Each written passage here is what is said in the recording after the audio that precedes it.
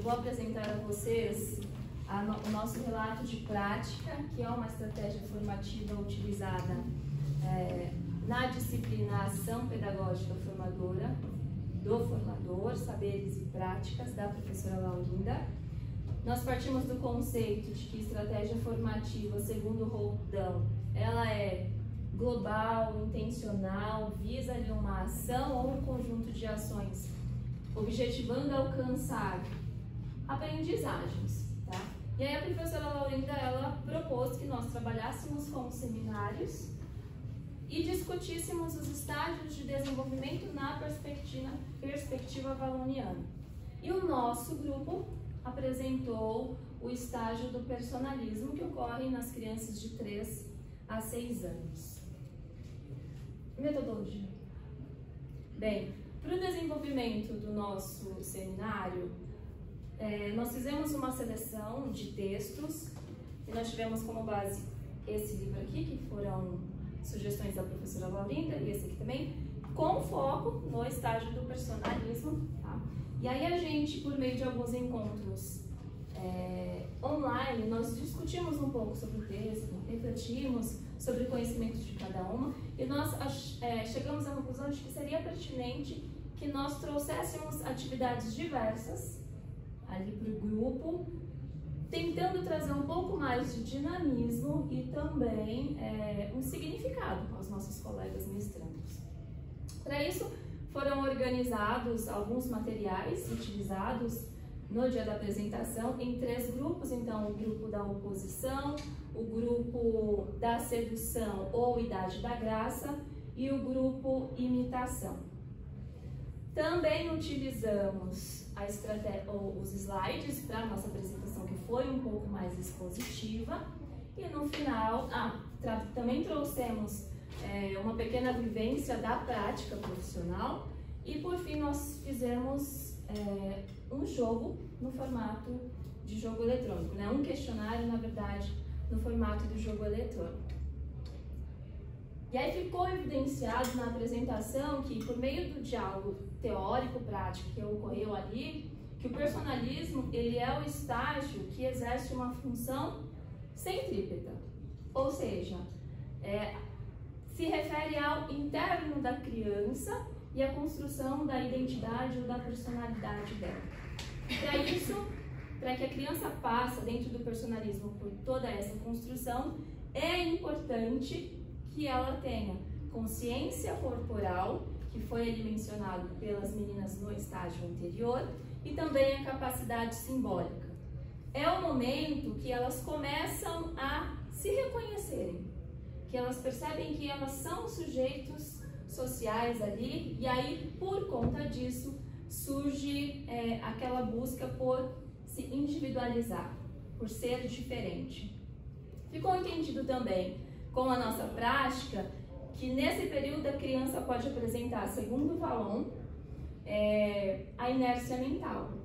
E a inércia mental, ela ocorre por meio da perseveração, que é quando a criança ela consegue ficar focada por um período maior de tempo em uma única atividade ou ocupação, e em um outro momento que é a instabilidade, e nesse caso já é o contrário. A criança ela não consegue focar tanto tempo em uma única atividade e, portanto, ela vai alternando nas possíveis atividades que ela tiver dentro do ambiente dela.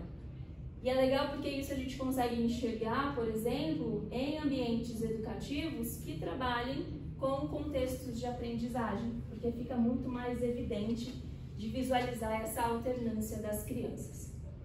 2 grandes mudanças ou características que são do personalismo. Então, primeiro, a criança que antes falava na terceira pessoa, ela passa a falar na primeira pessoa e ela começa também a fazer distinção entre os objetos. Então, ela passa a utilizar o pronome possessivo, o meu e o teu, justamente porque agora ela já se reconhece, ela já sabe perceber que ela é diferente do outro. São 3 fases do personalismo, como já dito anteriormente. A primeira, a fase da oposição, de 3 a 4 anos. Idade da graça ou sedução, 4, 5 anos.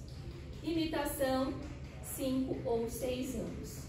De 5 a 6 anos, na verdade. Os nomes eles já sugerem basicamente o que é. Na oposição é aquele momento que a criança vai se opor mais, e a Débora trouxe isso um pouco com as crianças dela, mas não a oposição no sentido de querer gerar um conflito, mas somente e justamente porque ela está se reconhecendo como sujeito e, portanto, ela quer garantir ou conquistar o espaço dela.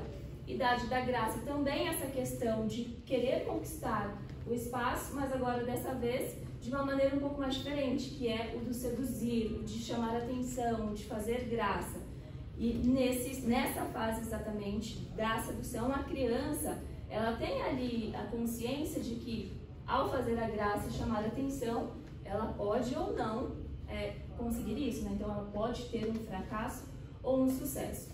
E a imitação, que é justamente ter modelos para que ela vá ali pegando, coletando dados para construir o ser dela, o ser social dela. Um fato curioso é que atualmente, falando agora da rede municipal, mas nós vimos na apresentação que isso pode ocorrer também em outros contextos, é que nós temos na rede municipal as salas multietárias. Então essa questão do estágio do personalismo é possível de nós enxergarmos dentro da mesma sala, da mesma turma, todas as fases, distintamente. E também nós mostramos no dia da apresentação que é possível a criança ter mais de uma fase, apresentar mais de uma fase, que foi o exemplo do Davi, né, que foi a questão trazida por mim, de uma vivência minha que eu estou tendo com uma criança, que ele acabou de fazer 5 anos, né, mas ele é mais opositor, mas aí a gente percebeu que por conta da oposição e de todo o contexto que está ocorrendo com ele, também tem uma questão da imitação em relação ao pai. Foi mostrado também que o personalismo é um estágio voltado para si, né? E, portanto, envolve relações interpessoais. E aí, por conta disso, pensando em como trabalhar com essas crianças em sala, uma das sugestões que foi passado é de que pode ser trabalhada a roda de conversa, justamente porque vai possibilitar que a criança ela se coloque como sujeito, mas também exercite e tenha essa troca com os pares dela. Para concluir, por conta aí de toda a exposição que foi feita acerca do estágio do personalismo, nós esperamos que o estudo ele possa contribuir com os nossos colegas, para os nossos colegas formadores, de modo que eles consigam auxiliar os seus professores na construção de atividades significativas, situações significativas em diversos contextos, olhando para cada fase do estágio do personalismo. E também que eles entendam que a escola é um importante meio funcional nesse desenvolvimento da criança e é importante justamente por trazer uma grande diversidade, tanto de pessoas, e aí a gente pensa nas relações interpessoais, e também uma diversidade de atividades, nesse caso, pensada aí pelos docentes dentro daquela turma. Muito obrigada.